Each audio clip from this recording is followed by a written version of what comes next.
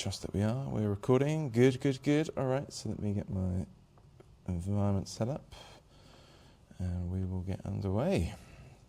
Alrighty, so we've got a two-part series on hashing, and this first session is going to have a look at the basics of it, just in case you're brand new to hashing. If you've never done it before, here's a good place to start. So it's going to give you an intro to the process of hashing, how we can actually implement that with some basic functions, and we'll have a look at collision resolution techniques, CRT, as they're usually referred to, CRT, collision resolution techniques. And we'll have a look at the two main schools of thought, where we can use linked lists as an external structure, or we could find an internal free space within our structure to store colliding elements. Okay, so we'll explore those phenomena today in this first session, and then, like I say, if you want more, if you want to come back for further applications of hashing, come back to part 2. In our next session, we'll have a look at cryptographic hashing, have a look at some industry standard algorithms such as RSA, AES, SHA. I'll explain what those abbreviations are, and we'll have a look at some ways that we can encrypt data and also decrypt it with various approaches. Okay, so that's the roadmap of where we're heading. Let's start then with an intro to hashing. What is it? What is the process of it? Well, it comes in different forms, and indeed you'll see some more complex algorithms today, but let's have a simple explanation in that it is simply the translation of data. So you might translate a string to an integer, and there's a process which we can do that. I'll explain it, which is ASCII, the American Standard Communication Interchange, Information Interchange, I think the two I's are. That's a process that every letter, every character, every symbol, in fact, every key, the enter key, the backslash key, the capital letters key has a decimal equivalent, which enables us to translate characters, letters into numbers. It's also helpful for sorting, by the way, for your sorting algorithms. If you want to sort something to alphabetical order, that's a simple way you can do that. Good morning. We just started. You can do that via ASCII. So that's a very simple way to translate string and character-based data into integers and decimals. And of course, that can then map to a unique position in a structure. So there's something that we've seen before. What is this, guys? Have a look at this structure. What is it? What type of Python structure is this? Dictionary, very good. And what does it have? What are the two essential components of each element? Thank you. Well done, Marilyn. It's a key and a value.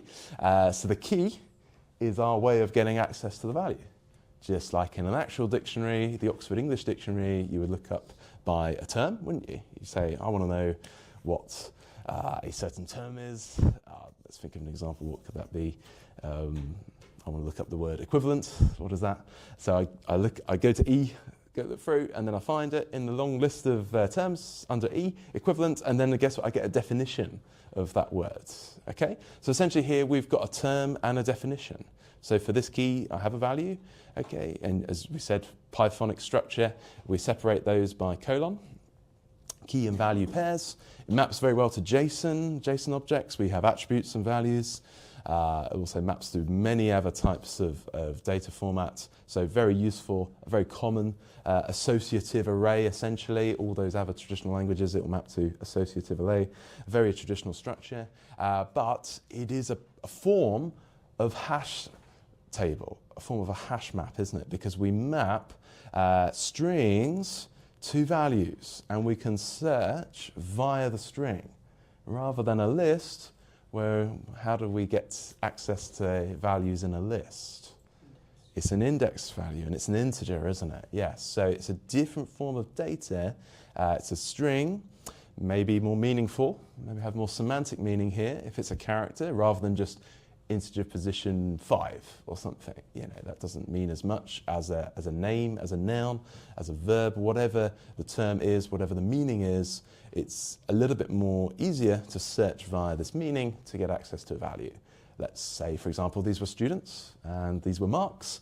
Well, if I wanted to find out a student mark, we'd first locate the student. Where are they in our structure? So we search via the student name to get access to a mark. Okay, so that's hashing that we've kind of seen in Stealth. Okay, that's kind of what's going on. We're just going to delve into that a little bit further and explore that a little bit more and how we can do this, how we can set structures up to map strings to integer positions. Okay. Yes, and here's the good old Python list. Yes, okay. So as you can tell, square brackets for this, and we search via an index. So it's not a name. We can't search up via name. It doesn't map to anything. We're just going to get a key error, a type error. Okay, so it doesn't map to anything. Whereas in a dictionary, it does. I don't think the dictionary is indexed either. So we can't go to index position 0 because it's not mapped in that way. 0 as a number doesn't map to the first element in the list. Instead, the actual key is what we need to search for. I suppose that's a good security feature. We're going to talk a lot more about security and how encryption and decryption works in the second part. But obviously, we don't want to just allow our users to search the first element or get access to any element of our structure if they can type in an index position. So obviously not very good. We don't want to allow that, and indeed we don't. You have to make sure you know the key to get access to the value, or you have to be in possession of the key, whatever that is, okay? Just like your house key or your flat key, all right? So yes, that's a form of security. We're going to see a lot more of that when we get to the second part. But yeah, just telling you things you've seen before. This is what's going on with the good old Python dictionary. You know the key, you get access to the value. Okay, once I define it, we will. Once we run that, then we can run this, as we see here. Okay, so good stuff that you've seen before. We're going to set this up. We're going to have a look at how we can do this, because the Python dictionary provides a lot for us. How would we go about doing this? Okay, and here's a little preview of SHA, Secure Hashing Algorithm. It's one of the few algorithms we're going to explore in the second part. But just to say that hash values could look like hexadecimal values. I trust you've done hexadecimal before. You know the difference. Base 16, where you go from 0 to 9. There's your 10 decimal values, and then you have A, B, C, D, E. Okay, so here we've got things like 2D, 8.5, 5D, E, F, to give us even more values as those two are put together. Okay, so essentially this, when you see long strings of a lot of numbers and characters together, it's most likely to be hexadecimal. Okay, and that will map to a specific value. There's just a lot more combinations, okay, but it's further disguising the data, and we're going to see a lot more of that. Okay, so that's the process of hashing. We could convert a string, hello in this case, via a hash algorithm, and there are many different types. We're going to see a few today, and get a hash value, which is a disguised form of the original inputs. It might be worth saying right at the start that this is a one-way process, this hashing algorithm. We can't, as I was just saying to Manif earlier, we can't tell anything about the original data from the hash value. There's nothing in the coding of 2D, 855, DEF, 060, etc., etc., etc., that says anything about hello. And there's no algorithm that we can put that into to get back to hello. The only reason that you'd be able to tell, and we're going to see this for passwords, that's exactly what passwords do, is you don't store the plain text of passwords. Instead, you store the hash value, so that when you enter your password in plain text, that's then hashed, and hopefully it gives you the same hash value, if it's the same algorithm, which is then matched against the stored hash value. That's the only way you'd be able to tell whether it's the right password or not. Okay. You wouldn't store the password as plain text. That would be open to vulnerability. So this is a one-way process from the original input, the original value, whether that's a string or a number or any type of data, to a disguised form of that, which is a hashed value. Okay? And what we're going to see in our initial part is that we're trying to get a sense of uniqueness in one sense for our Python dictionary. As we've seen, it enables us to locate values by a key. This is a nice tangible value, a nice tangible key. With more secure algorithms, it will just be a load of hexadecimal code, as you saw there, especially if it's passwords or credit card data or other sensitive data, blockchain transactions, etc. Use SHA. So, okay, we're going to build towards that. So, let's talk about ASCII. Have you guys done this before? A mixed response. All right, well, let me just tell you the basics of it then.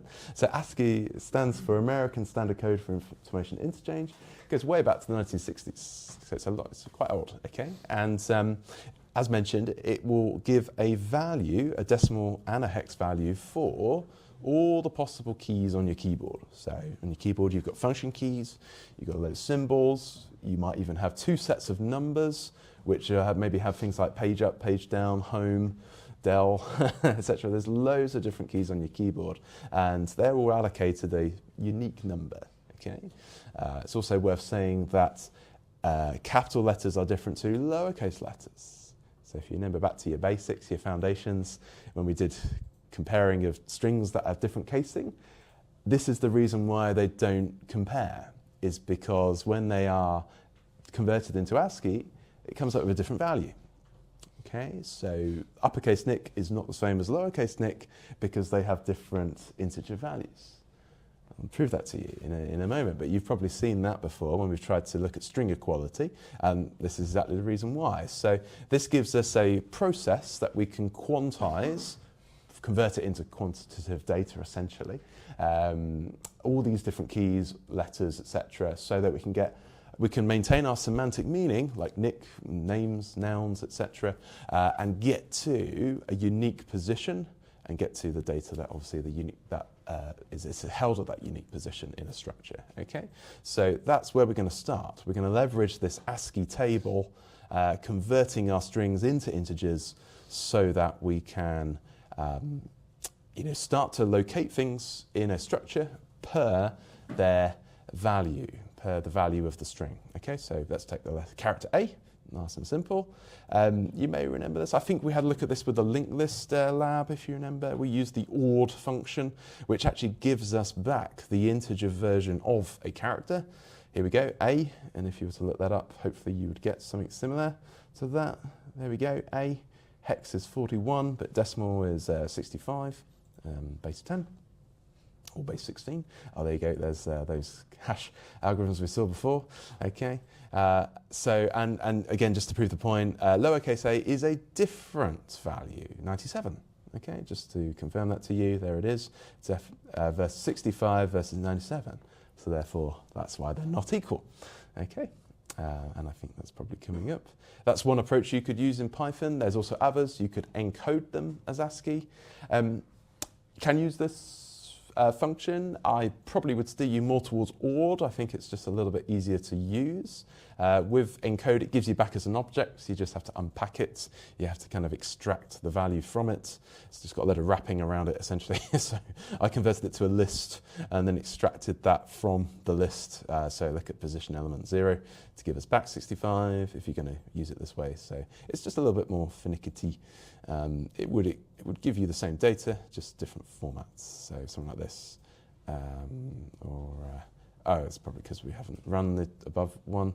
So there it is. Yeah. So it's encoded in a byte, B for byte. Okay, so just wrapped up in that. So you just have to unpack it to give you back the value. All right, so I'd probably steer you towards ORD. That's probably a good place to start, nice and easy to compare things with, but you could also use encode. And there's probably a few other bits as well if you wanted to use those too. But there's a good place to start, just for that simple translation of character data, string data to decimal. Okay, so let's take it a bit further. Let's expand. What could we encode a string as? Well, let's have a few characters. Name equals Nick, so 4 characters there. You know it's a list. You know you can get access to all those elements. You've seen this before, haven't you? So we could do something like this, and then loop through to print all the characters out for each character in name, because name is what type of structure? It's a string, and it's indexed with square brackets, so it's also a list. It's built as a list, so we can actually get to things. We can print them out. I think what I'll do is I'll just print them out here just to show you. Print character. just to prove the point. We should get things on each line. There you go. So it's indexed. You've also seen that we can get to name position 0, so it's treated as a list. Okay, you've seen this before. Brilliant. So why don't, or not for free, I meant to say.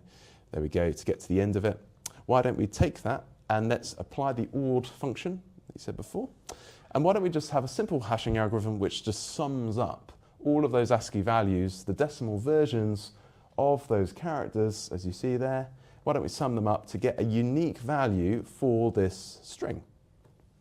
My name, capital N, by the way, which would give a different sum for the lowercase version of that. That's from the same thing for the lowercase, and guess what? We get a different set of values. N lowercase has a larger value than uppercase N, just in terms of where it's stored on the table. Okay, so that's exactly why they don't compare. Whenever you've tried to run something like this, are they the same thing? Well, semantically they're the same thing, but in terms of ASCII, they're not, because they've got different values, different sums, okay? That's essentially what's going on there, okay? Just to kind of expand the point about string equality. But we're getting closer, because essentially what we're trying to say is that here, if I wanted to map the noun of Nick to a position within a structure, let's imagine it's a list, well, I've got a unique position, albeit it's a large number, 389, but a theory, if I could, as my simple hashing algorithm, put it at position 389 in a list. I would obviously need a lot of empty space running up until there to get to 389. I need a list of 400 elements or so. Not ideal, but it does give me a unique position for capital N Nick. It also gives me a unique position for lowercase Nick, or any type of name, any type of value you want to store. We've actually got a unique position in a structure, a unique place for it. Because, in theory, the ASCII values should add up to be something different.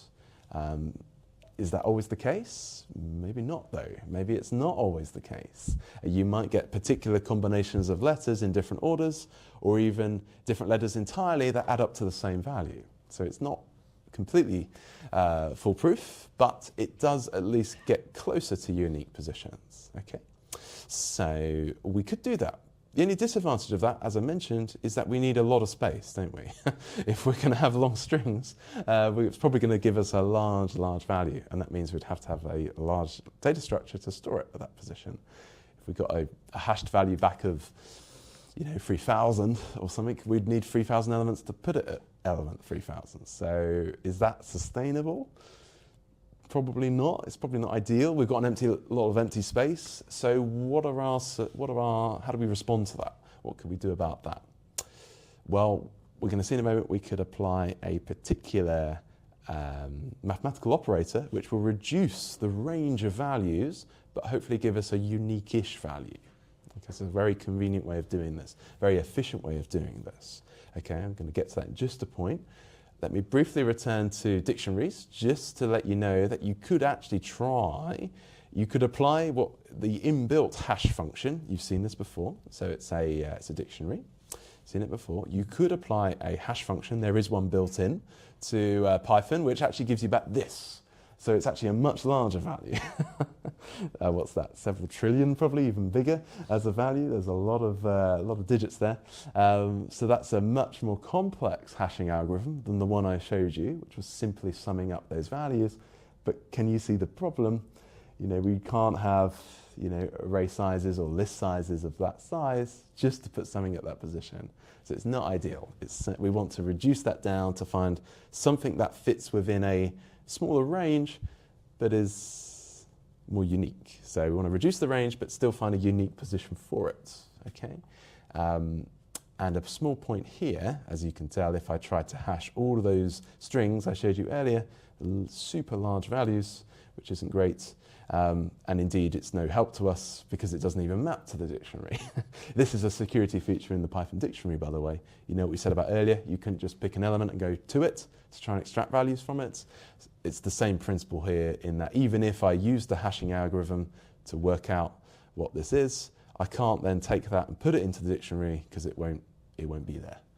It's not held there. And actually, Python likes to keep its hashing algorithm for the dictionary private, keep it under lock and key because it can't reveal it, because again, it's vulnerable to security, isn't it? If people knew the hashing algorithm, they could reverse engineer and get access to something that was stored as a dictionary because they'd know the process to get access to data. So that's the reason why Python doesn't reveal the hashing algorithm to get that unique index for a dictionary. Because it would allow people to get access to stuff. Okay, so this is worth saying that there are many different hashing algorithms out there. It's not one single one. Indeed, you'll get different values depending on which hashing algorithm you use. Okay, so Python doesn't reveal its one, so it's no use to us anyway. So let's go back. Let's revisit that problem we had of our current hashing algorithms, whether it's values like this or even values in the hundreds, are just too big. We want to reduce the size. So how could we do that? Well, there is a very convenient process known as the division method. Let's have a look at this. So here's another hashing algorithm being applied. That gives you a reasonably large value. We're talking in the millions. Converting string values here, the animals, like lion, lizard, etc. That's what a hashing algorithm returns. It's presumably multiplying the ASCII values of those characters together to give you such large values, because they're much bigger than hundreds, aren't they? But notice what's going on here. Percentage sign. What's that about? Percentage sign, which gives us back very small values, 2. Thank you. Which returns? Modulus returns. It returns the remainder. Very good. So this is the division method of hashing. We've tried to calculate a unique number, which is large, very large numbers, reflecting the uniqueness of the key, of the actual string value that we want to try and store. We want to try and map it to a position. But how many positions have we got? We've got 6 positions. So how on earth are we going to store values of 2 trillion or whatever that is, 2 billion, 1 million, 1,700,000,000 something? Well, a very simple way is to divide it by the number of elements we have and look at the remainder. And that, it's not perfect, we're going to see in a moment it's not perfect, but it does give us a unique position within our structure, doesn't it? We can put lion at position 1, tiger at position 2, lizard at position 3, horse at position 4, bear at 5, because of the remainder that we get back. So that's a very, very simple way of reducing down these huge values that you get back from hashing algorithms, multiplication, addition, whatever, however you're going to translate the strings into numbers. A very simple way of doing it to get back within a certain range. You divide it by the length of your data structure, whether that's 6 positions here or 10 positions, 15 positions, whatever the size of your hash map, your hash table is, to get back hopefully a unique position. And then of course, as we said, hashing is one way. So in order to get back to, in order to access, because just remember we've just stored this is for allocation, doing the hashing process. Because it's one way, how do we get back to the unique positions? Well, we perform the hashing algorithm again, don't we? We have to go through that same process, use the same algorithm. If we supply this string as a key, like you saw in the dictionary, the hashing algorithm behind the scenes is going to give us back this, and then we need to apply modulus again to get the key position for where it's stored. Make sense? Yeah, you're going to see that, don't worry, we'll reiterate on that principle. It's one way, okay? So I can't just, from 6, there's nothing that's going to give me horse. From, again, 6, 2, 1, there's nothing about those numbers that reveals anything about the original data, the original key value. So we have to go through the hashing process again. So what does that mean? We have to know the original data in order to then get the hash again and map it against each other to work out whether it's the right thing. Okay, so it's one way, it's a one-way process, all right? So that's hashing, that's a way to do it. That's the division method, using modulus, getting the remainder, and using that remainder as the key, which we put something in, okay? However, the eagle-eyed amongst you will know something else is going on here. What's this? What happens when we have 2 unique values, lizard and cardinal, but they give us back the same key? Uh-oh, we've got a problem, haven't we? Because we're trying to store 2 separate things at the same position. So what is going on? I'll wait for it to go around again, give you a chance to have a look at this. So far so good. These are giving us unique positions, 1, 2, 3, 4. But now 3, what's that? Pay attention to these keywords here, next and next. Where have we used words like those before? Same again for those, if you saw them. They pointed to each other, pointing to the next element in a sequence, otherwise known as a certain type of list. Yes, they're linked together. They are linked lists, aren't they? They are pointing, next points to here, and remember the end of the list points to none? Null, the end of the list, yeah? We've seen that with a linked list, haven't we? So what are we doing? We're maintaining the original position, the original key, but we're avoiding the colliding elements by chaining them together. That's where we get the arrows pointing to them. It's what we call closed chaining. It's actually a collision resolution technique to preserve the fast access. In fact, let me ask you, this is a good question for you. What is the time complexity for accessing one of these elements? Think back to your big O notation. What's list access in general, if it's indexed? If you can go straight to the index, you know the index position, what's the time complexity of that? O of 1, very good, yeah? So all we're doing is just translating, aren't we? We're translating from a string to an index position. Type in, assuming our hashing algorithm works, string gives me position 5, goes straight to position 5. So what time is that? Can I look up 5 in constant time? From lion, bear, whatever the key is. Harris is shaking his head. Why? Shaking his head, don't know. We should be able to. Assuming it's perfect. Let's assume that there's no collisions. In a perfect world, there's no collisions. We can go straight there, can't we? So all you do is just supply the key, which is lion, put it back into your hashing algorithm. You get back the unique position, which is 1 from the modulus. Remember, it's the same process. You hash to allocate and you hash to access. So that's all there is to it. It's constant time operation. It doesn't depend upon the size of n, number of elements that you have in your structure, so it's constant time operation. But if you have collisions, is it still a constant time operation? What if I want to get to cardinal? I type in position 3 and I get back, what was that, line, bear, something like that, first one. Is that a constant time operation? Or do we have to iterate to get to something? If we're iterating, does that depend on the size of n?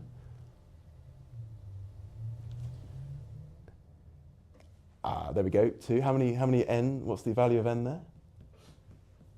How many elements? 2 elements, so it's O of n, 3 elements, O of n, 4 elements, O of n times, isn't it? So you might be able to get to the position in constant time, O of 1, but if it's not the one you're looking for, you've then got to iterate until you find the one you're looking for, O of n. So best case, O of 1, instant, constant. Average case, reality, there's probably going to be some collisions. If you've got too many collisions, that's a different problem. You probably need to expand your data structure, because worst case, it would just be a linked list, wouldn't it? If the worst case was everything gave you the same position, position 1, and you just had one long linked list at position 1, you've just got a linked list, haven't you? That's the very worst case, O of n. Average case is probably still O of n, because you might have some collisions, but best case, O of 1. There's no collisions or very few collisions. You can usually get to elements in constant time. So all you're doing, guys, is just translating strings to keys. Same thing as a linked list. Linked list position 2. Python list position 2. Python list position 5. It's the same thing as what you've done before to get access to stuff. Okay, same as an array. All right. So this is what I'm training you to think about. So in reality, we have to weigh those two things up, don't we? If we got collisions and we got too many of them, we might need to rethink. But in this case, yes, we're seeing a linked list, a closed chaining technique. Maintain the original hash algorithm, but just create a linked list at those colliding elements. And then if it's not the one you're looking for, you've just got to iterate until you find it. Okay, so why don't we try and demonstrate that? How could we do this? How could we demonstrate the closed chaining technique? Okay, I think we're going to revisit some of our primitive strings. Oh yes, this was the application of modulus. That's fine, we can get to that. So let's try and replicate this. We've got a list. We know it's a list because it's got a pair of square brackets, Python list, yeah? You can get access to it if you know what they are. Yeah, you've seen this. All we're going to do is we're going to translate strings to one of these positions, okay? So why don't we build a hash function of our own to model this? Okay, let's do the sum of chars. This is a very simple hashing algorithm to get us started. We're just going to add up the translation of all those letters. So pass in a noun, pass in a name, and just give back the sum of those chars. But then here we're applying modulus of the length of the list. So here, modulus, how many elements do we have? 5. So modulus 5, it will give us back the remainder of dividing by 5, won't it? To give us a unique position. So there we go, string, remember we said here, Nick gave us back 421, if you sum up all those elements. 421 modulus 5 gives us back remainder 1, so that correlates with which of these positions? Position 1. So we should put Nick in here, shouldn't we? So that when we apply the same process again, when we want to look up by Nick, just like you would in the dictionary, we'd put that back into the hash algorithm and get back position 1. That's where Nick lives. So go to position 1.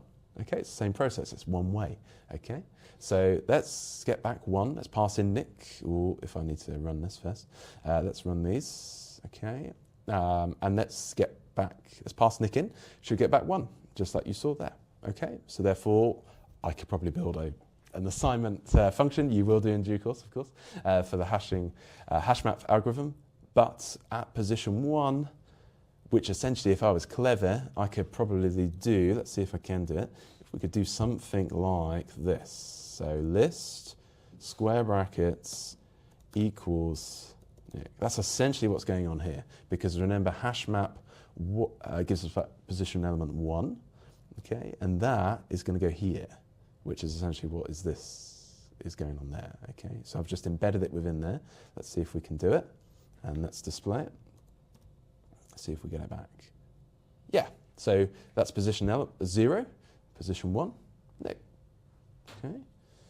And then I would need to build a particular function to get back to this, couldn't I? Because in a list, can I write something like this? Because you just saw me, I've tried to assign Nick to there, so surely I could write this, right? Can I write this?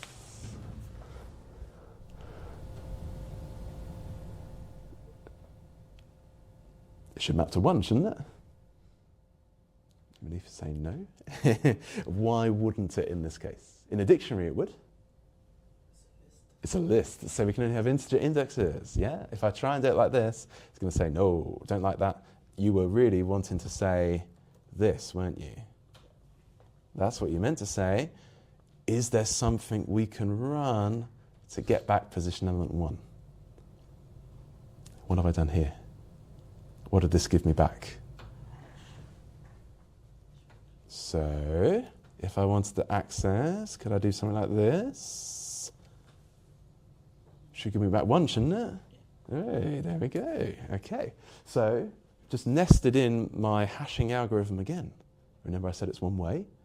So I need to look up where this hashing function has stored it, what number it gave back, because I may not know what the hashing function is. I may not know how it does what it does.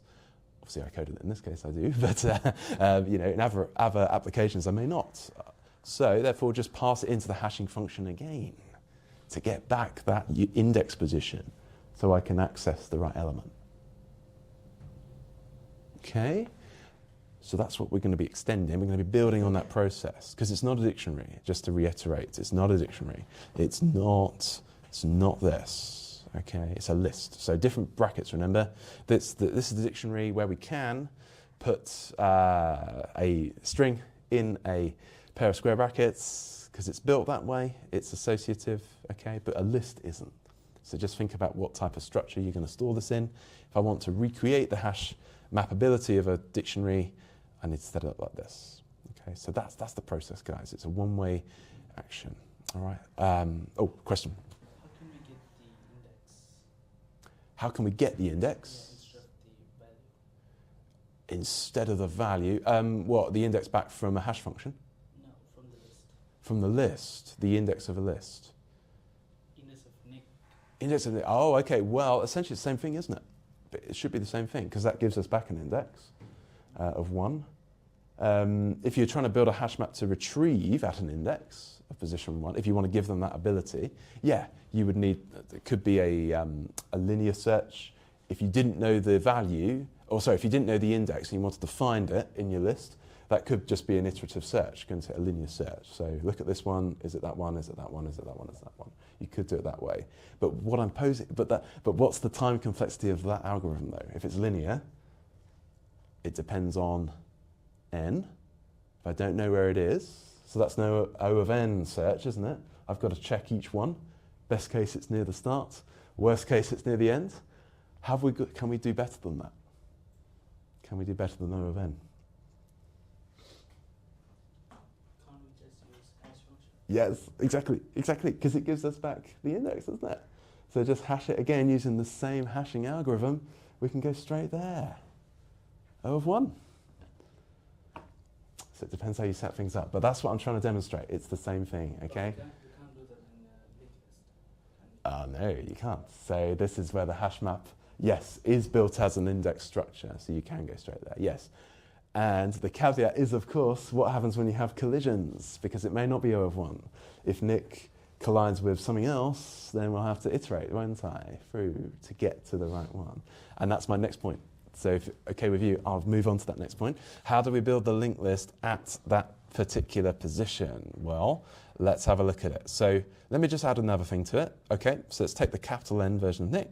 Different, okay, different ASCII sum, and modulus 5 gives me a different position, position 4. So therefore, hash function Nick goes at position 4. And just to prove that point I've just showed you, because I did it manually there, let's retrieve the index of this hash here and put that value at that position. So I'm going to do the same thing as what I did. I'm doing it manually here, because hash function told me the position should be 4. Okay, so let's plug that in here. But let's just put it all in the same line and put it within the square brackets, because that element's going to give me 4. And then put 4 into the subscript operator to assign it, and then we can print it. So there we go. Position 1, lowercase version of Nick. Position 4, or the last element, is the uppercase version of Nick. Okay, makes sense? All right, let's try a new value. Oh, and by the way, that's a different function, which might be useful, by the way. That's essentially doing what I've just showed you, calling the hash function again to retrieve the index, and then at that index, see whether you have the name or not. So if I want to work out, well, actually, yeah, so this is the constant time version of it. What I said to you, Manif, earlier was the linear. I'd have to iterate through, wouldn't I? This is the constant version of it. I can do better than that because I can retrieve the index and just go straight there. So does my hash map contain, I need to run this, sorry. Does it contain this? No. Does it contain this? Just to check it, it gives me a negative for where it doesn't have. We don't have nicks, don't have that, so it returns false. Okay, so that might be helpful. Having a contains method. Get index, essentially what I've just showed you again. It's the same feature. Retrieve, call the hash function again for that string value, get back the index, check to see where it's got it, and then return the index. Otherwise, return -1, it's not there. Okay, so I'm building up functions for a hash map class. That's coming, don't worry. That is coming very soon. There we go. It's just so we can retrieve indexes. And then just to prove the point, -1 where it doesn't exist. Always good to have a negative case, by the way. You don't want to reveal a different position of the link of the hash map if it's not the right one you're looking for. Okay, so let's put all those in a hash map class. Here we go. All those functions I've just told you about, let's put them in here. And assign essentially is codifying what I've showed you here, what I just showed you with this. And in fact, we could probably make this a little bit more efficient. We could if we wanted to, we could put that in here. All I've done, I've just separated it into 2 lines, just to be kind to you. But you could put it in. If you know what you're doing, you could put it in there, as I've just shown you. Okay, so we're codifying it. But I think, oh yeah, and this is the OO version of it. I trust you guys are comfortable with this. Hashmap 5, just to prove it to you, what's going on here. Array size in this instance. Hashmap 5 positions. So does that relate to the modulus? Yes, it does. Because here that's going to play a part, isn't it, for the remainder in this hashing algorithm, this division method. So up front, I should probably specify how many elements I want in this hashmap, this array. How many elements do I need? 5 in this case, okay? And that obviously affects where things are going to be stored. Because if I increase this, I'd get a wider range of places that we could put something. For example, let me just customize this to iterate the point, emphasize the point. There we go. Let's run that and run that. Ooh, notice now Nick was put somewhere else because we divided by 10, didn't we? And we got a different remainder. So we got more spaces where we could put stuff. And actually, that's a fundamental point, because if you find you're getting too many collisions, your size might be just too small. You might need to increase the size of the hash map to give more unique spaces to put things, okay? It's what we call stretching the hash map, to stretch it out further if there's too many collisions. Okay, all right. So I wanted to get that to you. Now let's go back to the point I was about to make, which was collisions, okay? So what happens when we get a collision? Now that we've codified all those behaviors. Right, so let's run it for a different name. And we get a unique sum, 289, but if we perform the modulus of that, we get a collision, don't we? 289 modulus 5 gives us back 4. And do we have something at position 4? 0, 1, 2, 3, 4. In this case we do. In this case we do. So what do we do about that? Well, we could use the closed chaining technique to actually resolve this. And that's, if without the closed chaining technique, we'd just overwrite it, wouldn't we? We'd lose that other value. So not great. We need to do something about this. Let's build a linked list. Let's build a linked list so that we can retain both capital N Nick and Sam. All right. So we're going to try to model this. And I will come back to open addressing. That's another school of thought. We'll talk about that in just a moment. Let's stay with closed chaining because we're getting there. And that's what we see here. There's our closed chaining. That's what we're trying to model. So really, we want to create a linked list at that position, don't we? So if you think through the steps, once we've identified a collision, we want to then create a linked list at that element, don't we? The good news is we know what element it needs to go because we've just identified there's a collision. So once we know that there's a collision, we need to instantiate a linked list, don't we? So how do we do that? Well, we can bring back our good old linked list class, can't we? You guys remember this, linked list? We just built a class around this, and we have a head node in a singly linked list, and the head node points to next node. Very good. Yeah, so that's why we have a next node attribute of the node objects. All right, so again, just wrapping around the node, has a value, that could be our name in this case, has a pointer to the next node. All right. Prepend, append, remember we talked about that? I don't think there's a major difference between the two. Potentially just to change moving them around, if we've already got something in that position, we could append rather than prepend, because ours we've just got to switch them around in that case. So why don't we keep the one which was there first and just append to the end of that, append to the end of that, because they're pointing down, remember. Next none, so that when they do get a collision, that's when we point to the next one. I think one's coming now. There we go. So the next pointer then points to it. So we're appending there, aren't we? Rather than moving them around to prepend. Because if it's prepend, we'd put it ahead of the one that's already there. Okay, so we're going to append, is what I'm trying to tell you. So we're going to append, and we're going to change the next pointer. So let's bring back this code. Good chance for you to revisit linked lists if you haven't already. Hopefully you're on board with this, but if not, you'll get it here too.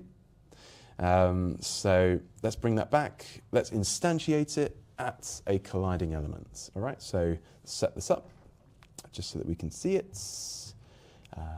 Hello.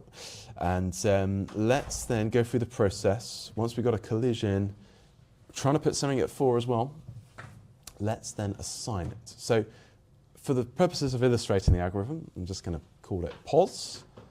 So if I identify that there is something already there, so let's imagine we're trying to put something at a position where it's been fulfilled. So pos is 4, which is the modulus 5 of 289, position 4.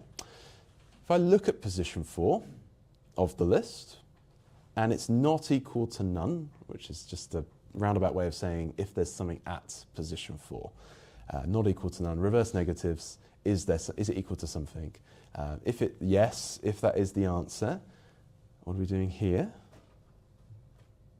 Linked list, capital L, linked list. Calling a function, brackets, otherwise known as, method, same name as the class, think of your fundamentals. Class linked list, a method, same name as the class, does something, it builds something, it builds an object, so what's another word for building? Thank you, it constructs, it's the constructor, isn't it? We're calling the constructor of linked list. Which, if you remember your fundamentals, it's here, isn't it? We call it the initialization. It's a dunder method, 2 underscores, yeah. It's the constructor, yeah. And what does the constructor do? Well, it will set up the head node, won't it? So, therefore, we need to think about what was already there. And what was already there? Well, it's Nick. That's the item that's already there. So then we said we're going to append. So therefore, which of the two need to be the head node? Is it Nick or is it Sam? Which one was there first?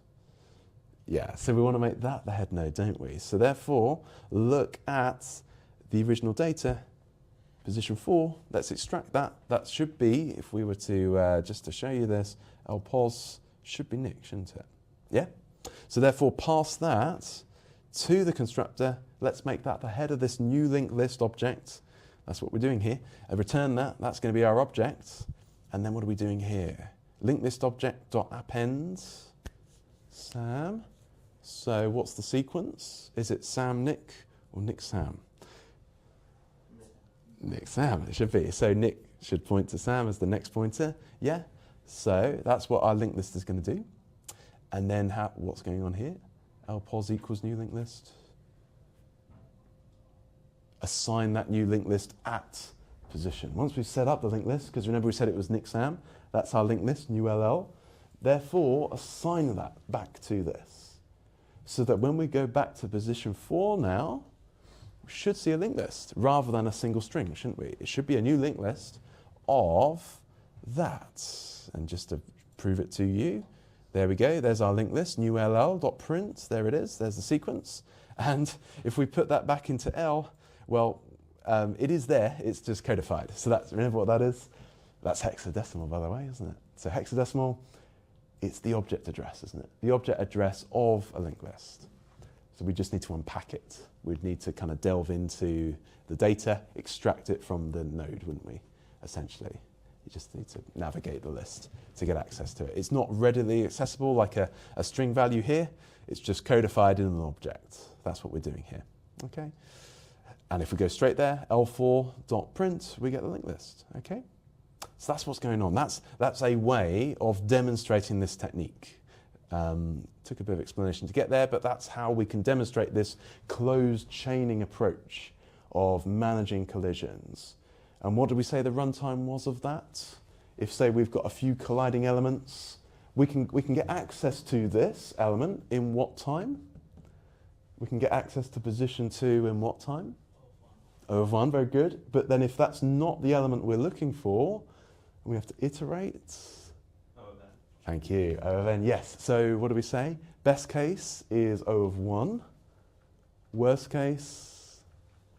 O of n. Very good. We're getting it. We're getting it. Okay. So that's what I'm trying to teach you, is that it depends upon the conditions of the linked list, doesn't it? How many elements there are. whether there are collisions or not. So that's going to affect the performance of what you're looking for. Okay, so that's closed chaining. So we've seen the linked list approach. That's one collision resolution technique. Let's just finish up by having a look at a few others, just to prove to you that there's other approaches. It's not just one approach. That's the whole purpose of this module. There's not one way to do things. There are multiple ways to do things. Let's show you another way to resolve collisions, which is the open addressing school of thought. So we had a look at closed chaining. The other school of thought is open addressing. So how does that differ? Well, that looks to find an available space. Looks to find an available space within the existing data structure. Okay, so look at the first one. Let's look at linear probing, and we can also compare it with quadratic probing as well. So linear probing, think of O of n. We've already said O of n is linear time. You know this. Okay, so let's put something into a hashing algorithm. 16. Okay, that particular hashing algorithm, modulus 7, gives us back position 2, but there's something there. Ooh, okay, what are we going to do? Well, we're not going to create a linked list in this case. We're going to find another space for it. So O of n, we're just going to iterate until we find a free space. So look at the next element, go down. Is there something there? Yes, there is. Okay, let's look at the next one. Is there something there?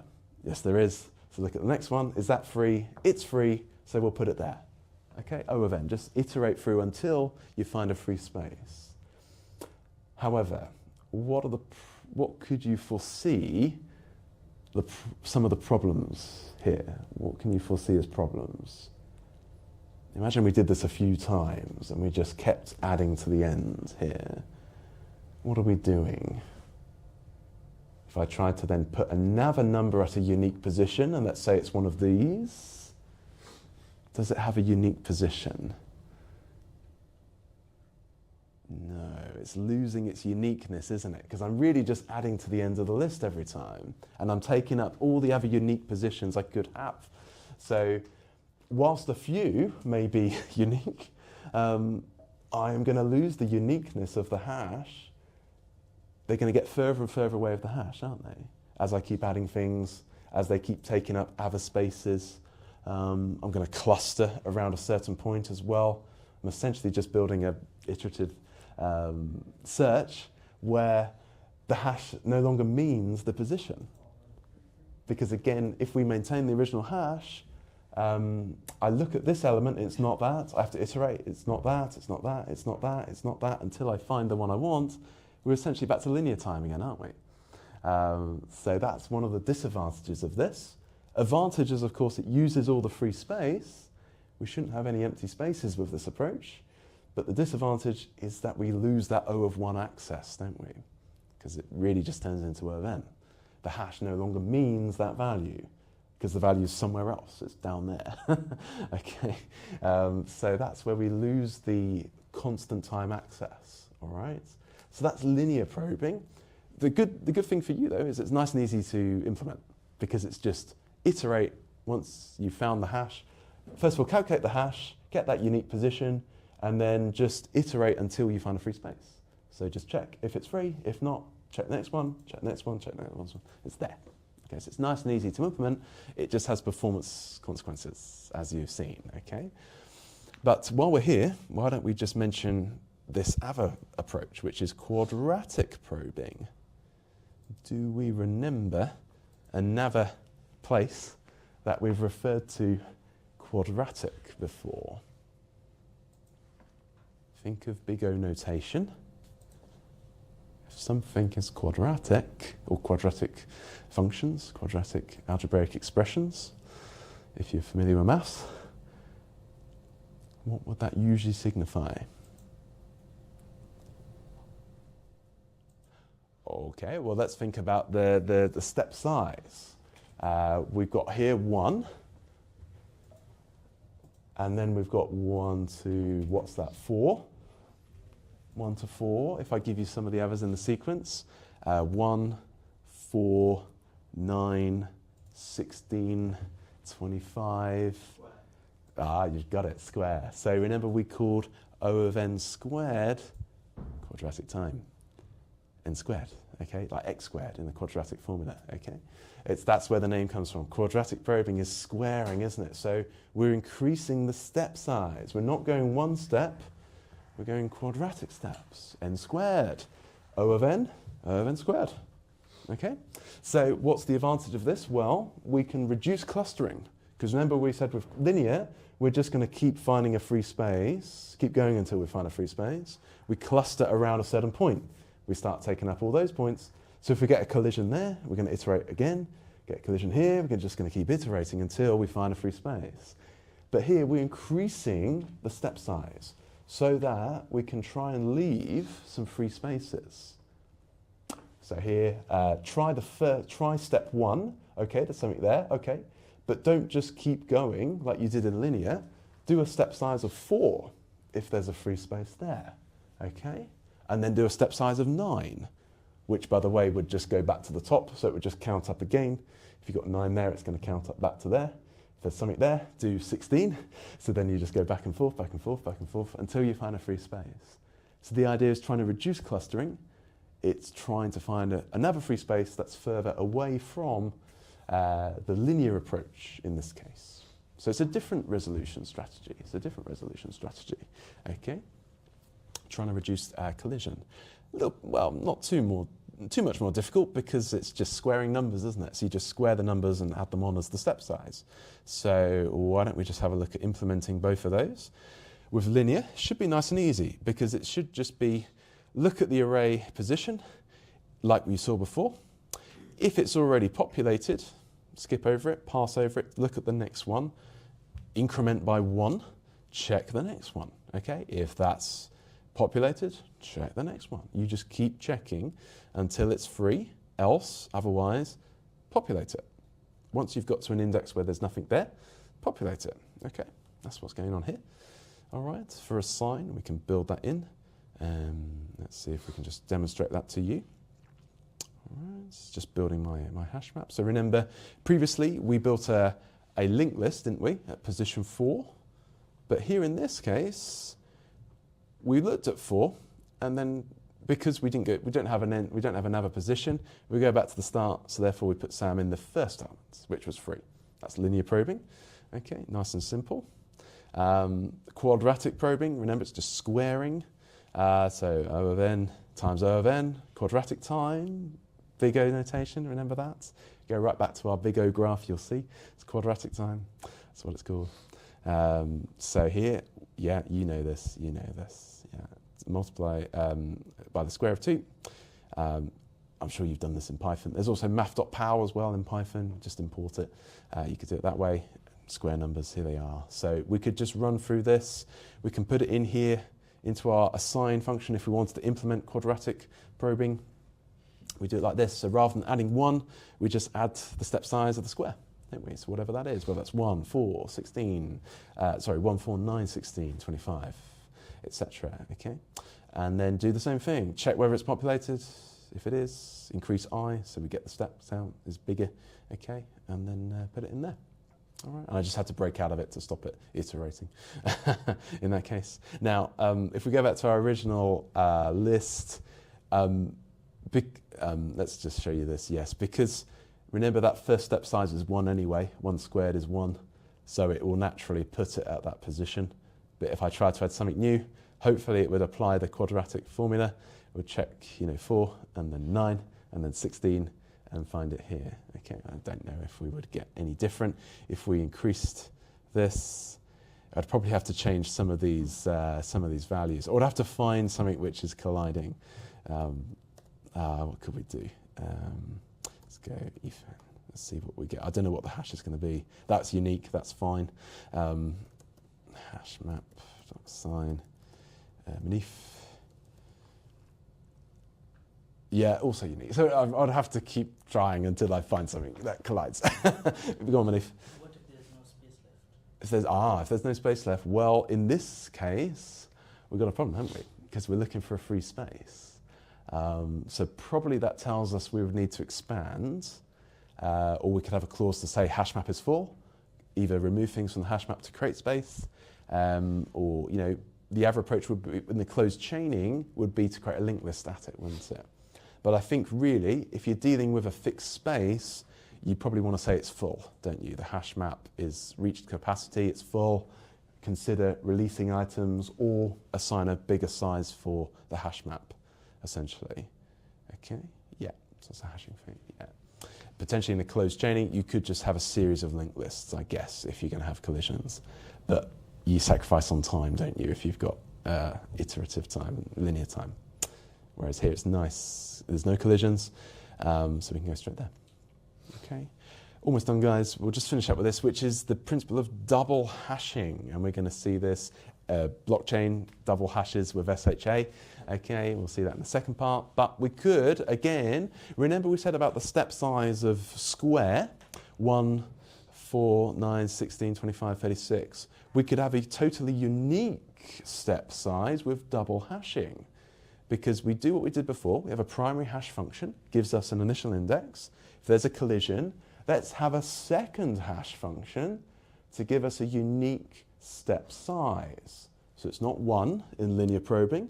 It's not the square, 1, 4, 9, 16, 25. It's actually something completely unique.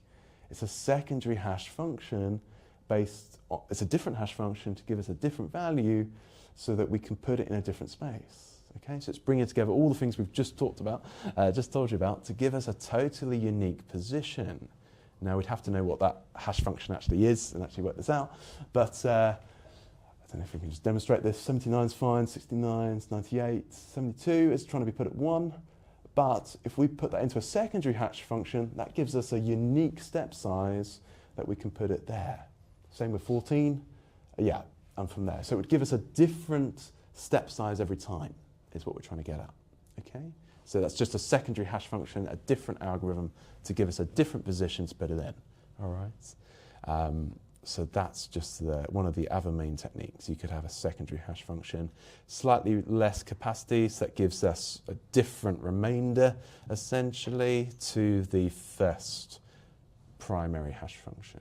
That's all we're doing. We're just modifying that to get the step size.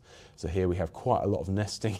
You'd have to unpack it, but essentially you're making use of those primary and secondary hash functions to try and give you something unique. That's all that's going on here in terms of this.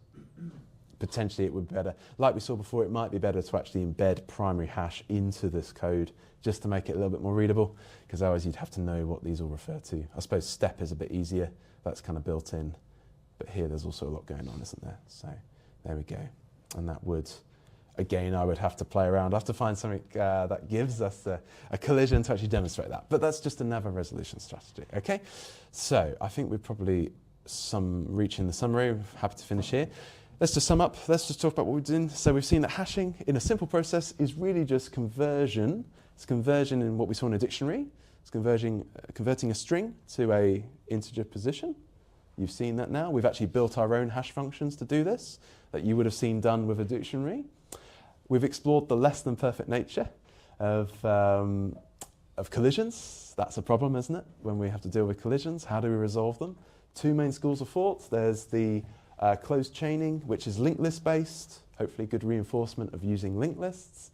Gives you a chance to use those, create a linked list object at a colliding space.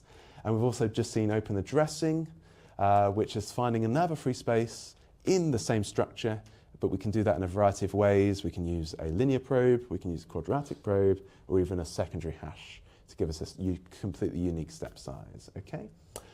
The advantage of this, the perfect nature. What did we say? If it was a completely perfect hash map, what sort of time can we achieve to locate items? Of 1 constant time, very good. Worst case, it then results to O of n, usually, yes, O of n, yeah, there may be a couple of exceptions, but yes, in worst case, maybe even average case, we go back to O of n, all right? Not disastrous, but just something to factor in with how you store and how you allocate your items, okay?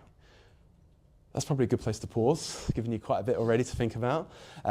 If you liked what you heard here, come back for part 2, because we're going to have a look at cryptography, where we apply this process in things like blockchain, password encryption, credit card encryption, have a look at a few applications as well. So we take this principle and extend it even further. So a little preview for what's coming up this afternoon. All right, maybe for now, maybe we should just get used to the basics. If you've never done hashing before, now's your chance to implement it. So maybe take a bit of time, have a little work through these algorithms. All right, I will finish here.